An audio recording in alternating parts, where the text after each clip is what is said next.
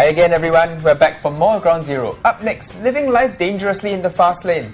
Literally. You know, Kenneth, I've always felt that people who drive recklessly have themselves to blame when something bad happens. Oh, I agree. And when you have other innocent lives at stake, it makes things far, far worse. Take a look at this. This driver was cruising around town with a child sticking her head out of the sunroof. Reckless or not? Absolutely. In addition to being really distracting for other drivers on the road, Stomper Fed Up in SG raises an excellent point. He says, even a small stone can chip your windscreen. What do you think you'll do to a little boy's head? Ouch! Well, while some, like Stomper Yahweh, felt that the driver probably wasn't going fast enough to put the child in danger, the consensus among most Stompers is that she should still be fined for her recklessness. I agree. Well, that case was a pretty obvious no-no, but what about this one? What happened here? This car, driven by a woman with two young passengers, got stuck high and dry on this road divider along Sinmin Avenue. Well, this incident really got Stomper's tongues wagging. Stomper's megastar said maybe she was distracted by her kids. While Stomper Happening Lay commented irreverently, is this the effect of drink driving or the lack of it? At least Stomper Guilin Quack was on her side. She wrote, don't blame her. If she's the only adult in the car, it's actually quite hard to drive and get two children to stay seated.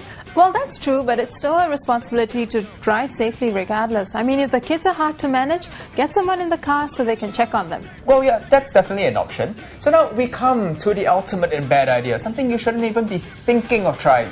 Check this one out. Well, now, in this case, you can't make it out, but the man in the picture is driving with his young son on his lap. You know, I think that really takes the cake. I think so Terrible. too. Yeah, the kid's not even wearing a seatbelt. I mean, what if there's an emergency and you don't get to swerve suddenly? Yep, and as Stomper Sense on Sense puts it, he was endangering not only his family's lives, but also the lives of other road users. Well, yeah, exactly.